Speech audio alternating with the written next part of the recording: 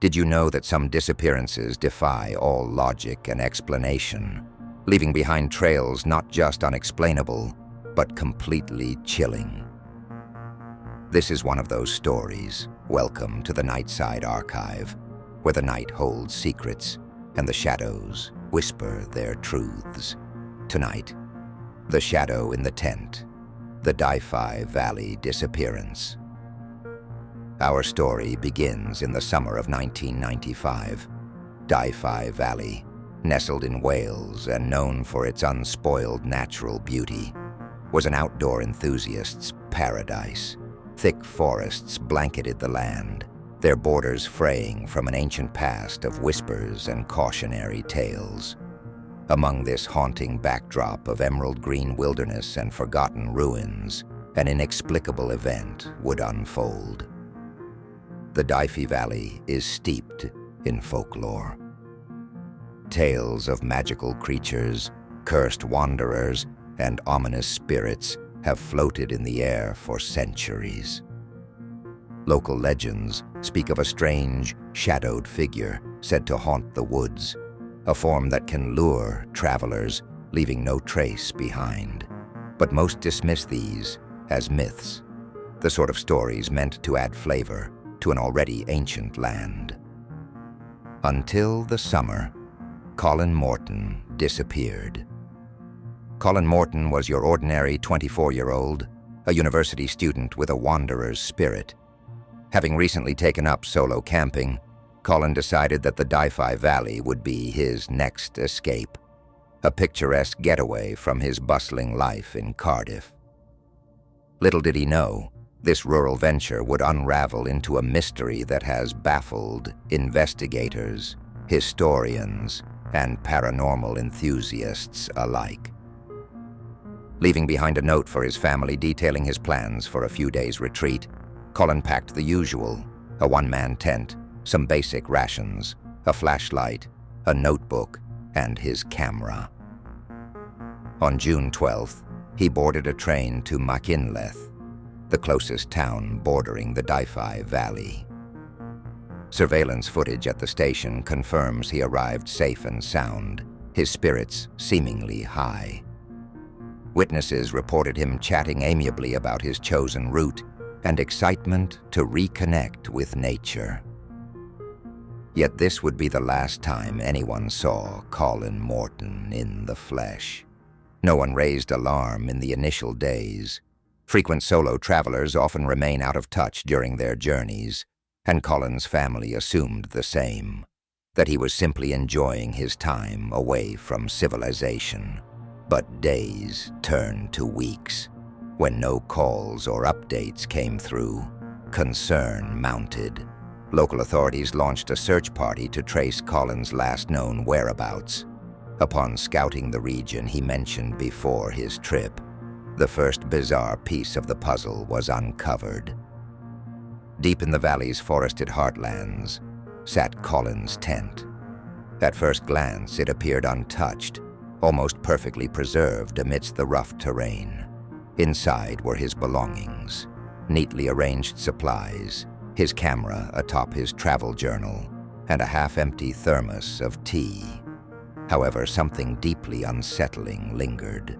There were no signs of struggle, no footprints leading away from or toward the tent.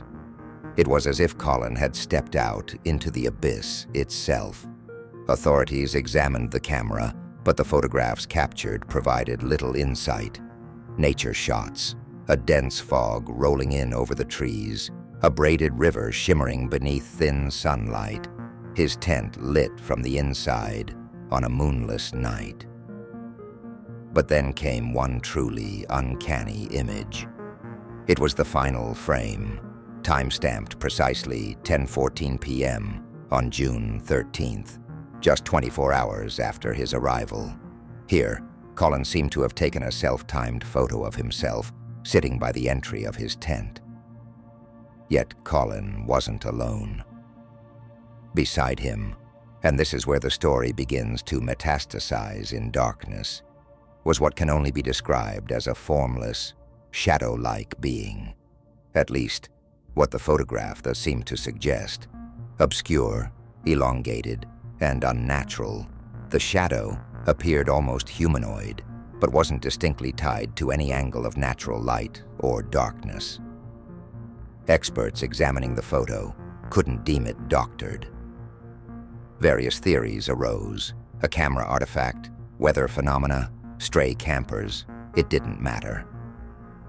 Nothing satisfied the gap between Colin disappearing and the impossibility of how he vanished. Paranormal threads erupted across town and online forums soon. Old-timers of the region whispered among themselves one peculiar tale: Yer Heliwer Tywil, the Dark Huntsman, believed to roam the deep woods in search of prey too bold or naive to honor his domain. Allegedly, the Dark Huntsman would appear not with menace but as an indistinguishable part of the scenery, luring those into eternal quietude. Authorities continued their search, but more oddities emerged. A local shepherd discovered Colin's travel notebook 2 miles away in perfect condition, despite recent rainfall. Its pages were filled with mundane yet cheerful entries, until oddly, 12:42 p.m. on June 13th. The entry quoted by officials chillingly read, "Feel it watching. Just a trick of the woods. Strange. Never been this still before." And that was all. The Dyfi Valley reserves no answers for the impatient. As weeks of searching turned into fruitless months, Colin Morton's disappearance was unofficially classified as a missing persons case with unascertained causes. Some point to hypothermia or getting lost, citing stories such as Dyfi's thick foliage, deceiving even the most experienced mountaineers. Others dismiss Colin's final words and imagery entirely, labeling them paranoia mixed with coincidence. Still, others believe differently. Perhaps the most perplexing aspect of this mystery isn't merely the circumstances, but what transpired exactly 1 year later. On June 13th, 1990, a hiker exploring the outskirts of Dyfi photographed an unintelligible form lurking amongst the trees. Comparisons were drawn immediately. Though somewhat blurry, the entity in their snapshot bore a haunting resemblance to the shadow captured in Colin's last known photograph. Some interpreted these as nothing but shared imagination taking hold amidst regional superstition. Still, these scenes were hauntingly uncanny.